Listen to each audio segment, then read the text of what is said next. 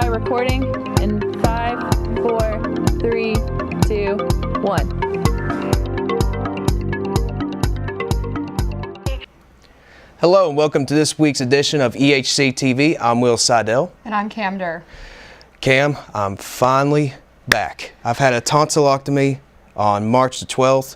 I've had to miss 4 weeks, but I'm finally back. It feels so good to be back. And I heard you and Luke took turns taking my spot. How was that? It was a good experience. Yeah, I'm not glad that you were out, but I'm glad I got the experience. Well, thank you, Cam. I appreciate it. And I heard you and Luke did a fine job as well. But now you're taking another person's spot, Khalil, obviously, if you can't tell.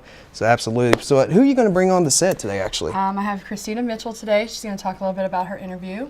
With NASA. With NASA, their internship at NASA, yes. Who you got? I've got Lukas Hart, the senior infielder for our baseball team from Abingdon, Virginia. Talk to him about his experience playing baseball and his experience in his senior year. Absolutely. Well, we will throw it over to Luke Montalbano for this week's news update. Hello, I'm Luke Montalbano bringing you this week's news update. Visit the Merck for a Fishbowl sale and save from 20 to 75% on all E&H logo items Monday through Thursday this week. You can now apply for summer classes on campus. Tuition and credit hours are reduced, as well as housing if you choose to live on campus. New classes are being offered this year and some online. The first term will begin May 20th, the second term will begin June 10th, and the final term will start July 22nd. The Office of Advancement will host its 9th annual Give Thanks Day tomorrow, Wednesday, April 17th, in and around the cafeteria, 11 a.m. to 11 p.m. Students and employees are asked to sign personal messages on note cards, which are then mailed to donors as a way of acknowledging their support for the college. The SGA election results are in. The 2019-2020 presidential and vice president for this upcoming academic year are Jared Barrasso and Orlando Martinez, receiving almost 65% of the votes. Noted that all votes were all write-ins. That'll do it for this week's news update. I'm Luke Montalbano. Let's throw it over to Cam Durr for this week's feature interview. On March 30th, the Emory Henry Board of Trustees accepted President Drake Schrumm's plan to retire after 6 years at the helm. When asked why he chose to retire, you've got to say to yourself, am I the person to lead that new plan? In other words, can I be there the next 4, 5, 6 years? And if the strategic plan covered maybe a 2-year period, I probably would stay another 2 years, but we're looking into the future. And I really feel like it needs some leadership. And I don't think I would work another 4, 5, or 6 years. After Schrumm retires, he plans to do consulting work for other institutions.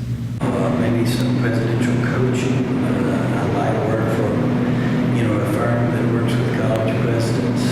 Provost since 2017, Dr. John Wells is set to become the 22nd president effective July 1st. I'm Kanan Clark for WEHC.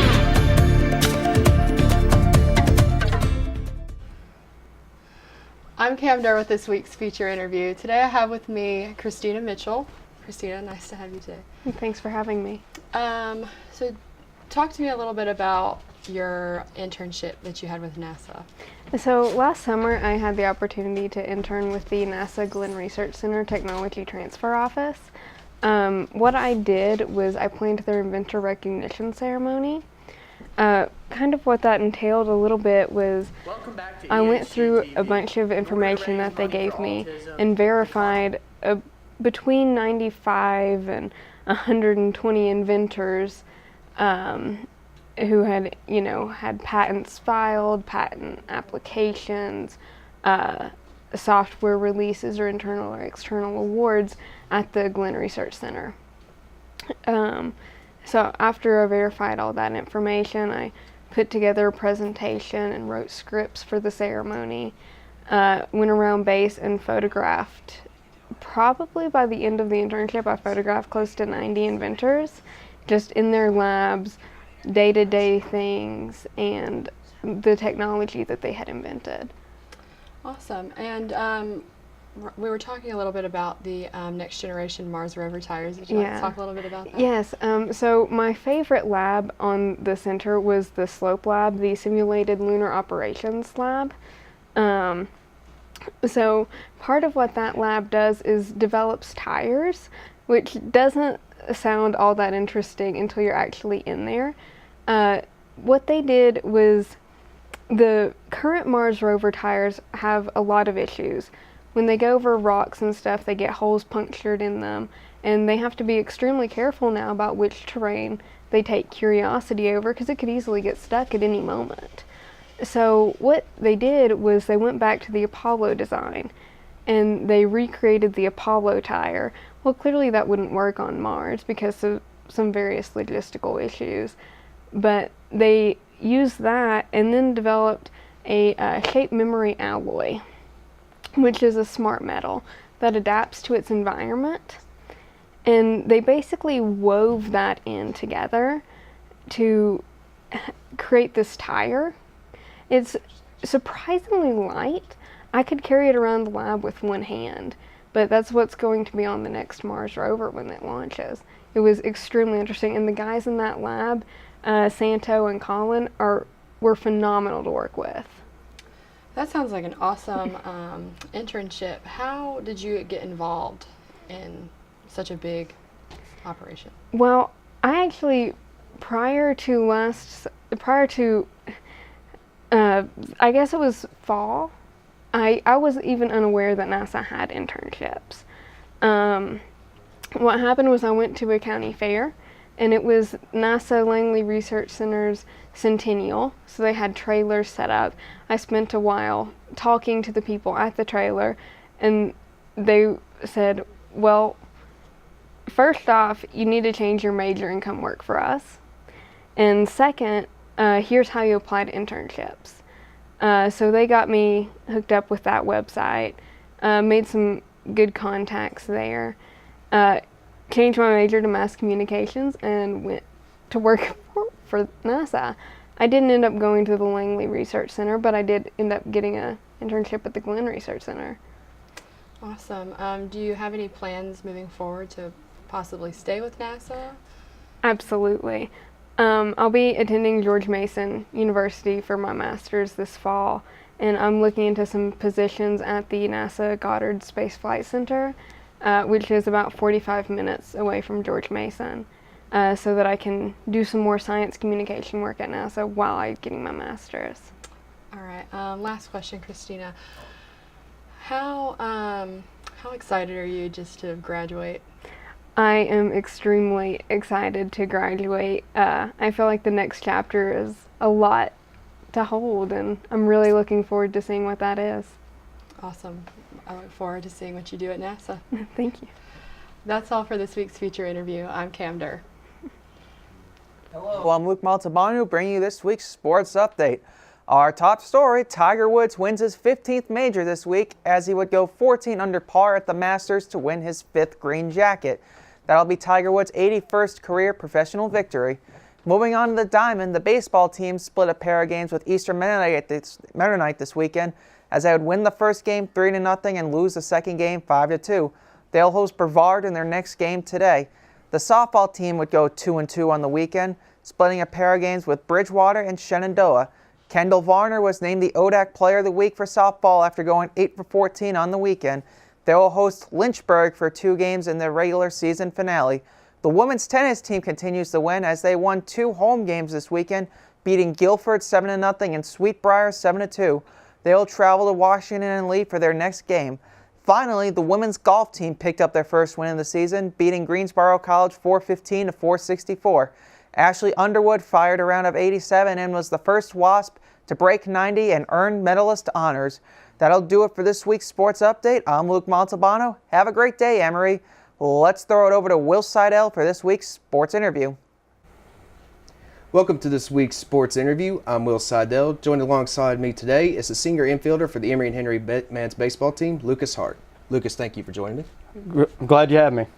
So, Lukas, senior year, just how does it feel knowing the baseball career starting to dwindle down? How does it feel? Yeah, it's been a thought since the beginning of the year, but you can't really think about it because at the beginning of the year I kind of started off a little bit shaky, and that was a process of just thinking about it. Mm-hmm. And I thought the more that I think about it, the more I'm just pushing and striving to do more and more, and the more it just put more stress on me, the less I could do. And at this point, it's just go out there, have fun, do what you've taught do what you've learned your whole life and just go out there and enjoy the last little moment you got. And you know, Lucas, you came from Abingdon, Virginia, from Yes, Abingdon sir. High School, and Coach McCall, you obviously had the Abingdon ties. Was that a Yeah. big reason why you came to Emory-Henry? Coach McCall stayed in touch with me quite a bit. He always was talking to me. He came to a bunch of games.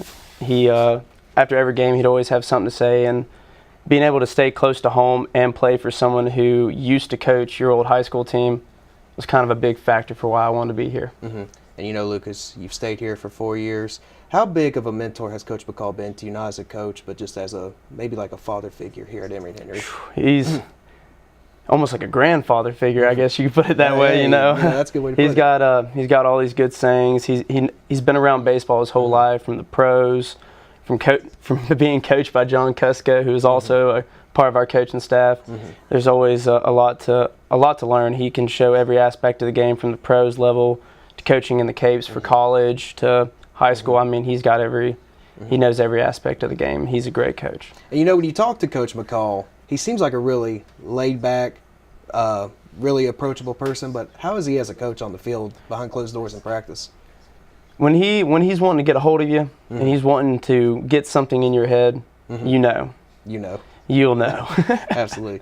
And you know, you're on Go Wasp, you're labeled as an infielder. So are you just a utility player in the infield? Can you play all positions, first, second, short, third, catching? Basically, when I came here, I came as a third baseman, shortstop, and as a freshman, he tried me out in the infield a couple practices, tried me out in the outfield, tried me in the infield, and he finally came to the point. He said, "You've got a lot of speed, and you've got a lot of agility. You got a part of you I can put anywhere on the field." He said, "But I like you in the outfield." And I told him he put you in the outfield. He put me out there in the outfield, and I told him if whatever it takes to play, that's what I wanted to do. And as a freshman, that's something big to just change everything and go do it. Absolutely. So how big of a transition was it playing the outfield? Have you ever played outfield before college? I played my freshman year of high school on varsity. I had to play outfield, and that was probably the first time since Little League. And I guess being able to do that and then come here and do it, just been simple. I mean, my mom grew up being an outfielder, and I guess running's always been in the blood. Yeah, absolutely. And you know, you said third base was your main position. So was your main position. So when you came here at Emory-Henry, did you expect to be a third baseman, or did you expect, he's going to put me wherever he needs me to be? Did you have the mindset that I'm going to be a Yeah, I kind of had that mindset because I had talked to a couple of the people. They said that I think there was a pitcher who came as an infielder, and they switched him to pitcher, and he said, just don't get used to being in one spot. Be used to be able to go anywhere. And so that was kind of the thing I had in my mindset, was I'm going to play wherever he wants me to play, and I'll do whatever he wants me to do to get out there. Now, Lucas, you are a right-handed batter. So what is your favorite pitch to see when you're a right-handed batter, from a right-hand pitcher or a left-hand pitcher? Fastball. Fastball right down the middle, outside, inside? Anywhere it wants to be, out.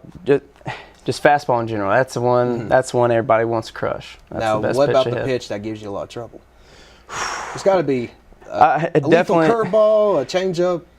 Changeups can hurt a little bit whenever depending on the fastball, if they're dominating with it. But curveball is kind of hard to see from both sides, depending on where they want to place it. It's hard to hit, but it's always about the pitcher's placement. Lucas, there's another thing I want to touch on. You're a senior here. Y'all got a few seniors on this team. Do you feel like, coming into this year, you had to really take on a big leadership role, I guess you could say, knowing it's your last year, like, I got to lead these young guys. This is a young team. I got to make sure they're groomed for next season. Is that a mindset you had and all these seniors had? I think we all kind of came together and had that little bit of a mindset. We knew, because in the fall, the underclassmen came in, and they weren't like most underclassmen thinking that they would come in and just they were going to play right off the bat. This underclassmen, they came to us right off the bat and wanted to know what they could do, what they wanted to learn. Every time they had a question, they would come to one of us, and that's what they still do till this day. Even right now, while we're in season, it's a big role for us. I mean, we didn't really put it on ourselves. We just done what we have been taught, and it seems like we've been doing it right because everybody's wanting to come learn from us. Lucas, it sounds like you've had a great career at Emory-Henry. You've got a lot of great experiences that you could tell, as you move on in life.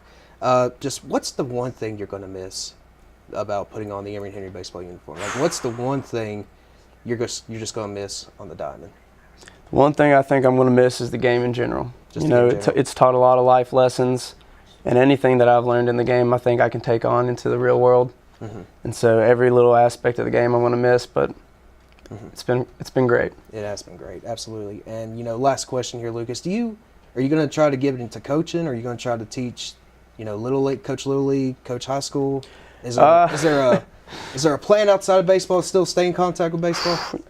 In any way possible, I think. If someone asked me to come, I don't think I'd be a head coach. I don't think I could take that much responsibility. But fair enough. I think if someone asked me to come help out, and if they needed an assistant coach, I would come and give what wisdom I have and do what it needs to take to help out.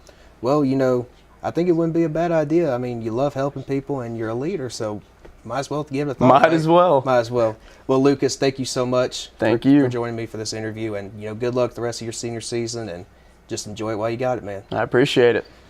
And we will throw it over to this week's weekly calendar. Welcome back to EHC-TV. In order to raise money for autism, the Cognitive Community Team at Emory-Henry College hosted a dodgeball tournament on April 4th at 6 o'clock in the Martin Brock Student Center. Each year, the Cognitive Community Team organizes an event called Light It Up Blue, and this year's event was a dodgeball tournament. Sign-ups to compete in the tournament were open to all students. However, the sports teams on campus expressed the most interest in competing. The marching band, as well as tennis, basketball, and softball teams entered into the tournament. I was able to actually catch up with Cognitive Community Team members Caitlin Yates and Kendall Hyatt, who helped organize the event. Light It Up Blue started in 2012. Courtney Halsey was the one that began it. It's softball's little baby, and we take care of it very well. The purpose of it is to educate and advocate and raise awareness for autism. So I've been doing the dodgeball game for a few years now, and just a good way to get everyone together, and it's just a fun event. And the money that we raised is actually going to a local autism center in Roanoke, so it's for super good cause. After losing once to the tennis team, the basketball team competed again with the tennis team for the championship. In the end, though, the basketball team took home the title of Dodgeball Tournament Champions. This is Jared Tuck reporting with EHC.